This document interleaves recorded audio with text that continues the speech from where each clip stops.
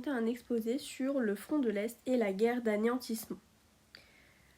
Donc, le XXe siècle est marqué par 2 conflits mondiaux qui bouleversent profondément l'histoire de l'humanité. Ces guerres ne ressemblent plus aux conflits traditionnels, limités à des armées s'affrontant sur un champ de bataille. Elles impliquent désormais l'ensemble des sociétés et mobilisent toutes les ressources humaines, économiques et technologiques. Plus encore, la Seconde Guerre mondiale inaugure un type de conflit d'une violence extrême, la guerre d'anéantissement, dont l'objectif n'est plus seulement la victoire militaire, mais la destruction totale de l'ennemi. Pour bien comprendre ce phénomène, il est essentiel d'analyser comment le front de l'Est durant la Seconde Guerre mondiale devient le théâtre le plus représentatif de cette guerre d'anéantissement. Donc pour nous guider à travers cet exposé, nous allons nous poser la question suivante. En quoi le front de l'Est illustre-t-il le passage d'une guerre de conquête à une véritable guerre d'anéantissement marquée par une violence sans précédent ?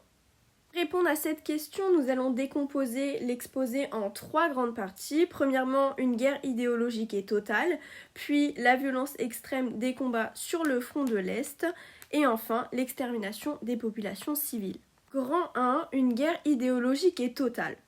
Le front de l'Est s'inscrit dans un affrontement idéologique majeur, avec d'un côté l'Allemagne nazie d'Hitler, qui lance le 22 juin 1941 l'opération Barbarossa, donc l'invasion de l'URSS.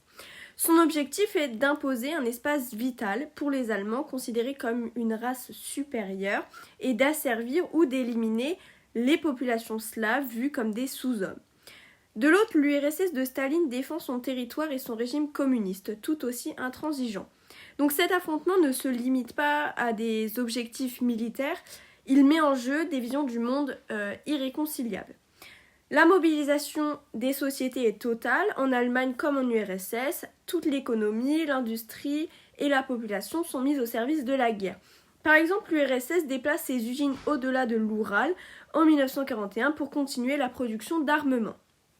La propagande renforce également l'idée d'une lutte existentielle où l'ennemi n'est pas seulement un adversaire militaire mais une menace qu'il faut éliminer.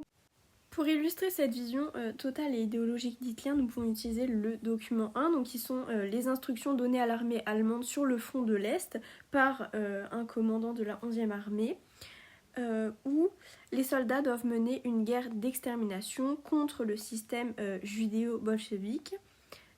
Donc nous pouvons prendre cette phrase, le système judéo-bolchevique doit être éradiqué une fois pour toutes. Donc on peut voir un vocabulaire de l'extermination et de la guerre, donc cela traduit l'objectif d'Hitler qui est non seulement de détruire l'armée rouge, mais aussi les populations et les structures politiques. Le système judéo-bolchevique, donc c'est un terme de propagande antisémite et anticommuniste, où les nazis associaient volontairement le judaïsme et le bolchevisme en un seul ennemi. Nous pouvons également ajouter le document 2, donc qui représente une affiche diffusée en Belgique en 1983. Donc c'est une affiche au service de propagande nazie où on peut remarquer un soldat SS combattant un dragon rouge, donc en symbole du communisme. Et donc cela incite les Européens à rejoindre la croisade anti-soviétique. Nous pouvons passer au grand 2, la violence extrême des combats sur le front de l'Est. Le front de l'Est devient le théâtre des combats les plus meurtriers de la Seconde Guerre mondiale.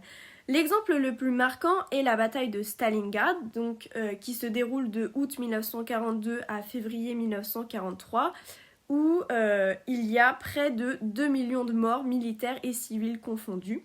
La ville est détruite rue par rue, maison par maison, et symbolise le basculement de la guerre.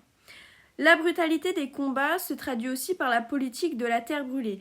Donc, en 1941, les soviétiques détruisent volontairement leurs infrastructures, donc chemins de fer, récoltes, villages, pour ralentir l'avancée allemande.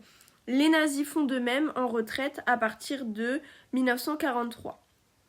Les prisonniers de guerre connaissent un sort dramatique puisque sur environ 5,7 millions de prisonniers soviétiques capturés, 3,3 millions meurent de faim, de froid ou d'exécution.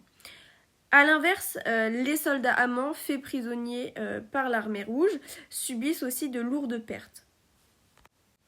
Effectivement, d'après le document 6, les pertes soviétiques atteignent environ 27 millions de morts entre 1941 et 1945, dont 16,8 millions de civils. Cela illustre la dimension exterminatrice de ce front.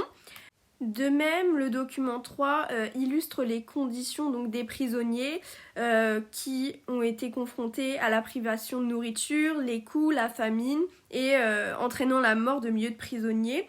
Donc nous pouvons prendre la citation ils gémissent parce qu'ils ont faim, donc la privation de nourriture, il faisait moins 20 degrés, donc les conditions vraiment extrêmes, mais aussi leur face était desséchée. Enfin voilà, ce document illustre donc les conditions effroyables dans lesquelles étaient retenus les prisonniers. Enfin, grand 3, l'extermination des populations civiles.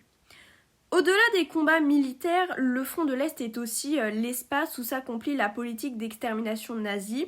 Dès l'été 1941, les Einsatzgruppen, donc les unités mobiles de tuerie, suivent l'armée allemande et massacrent systématiquement les populations juives, tziganes et les opposants politiques.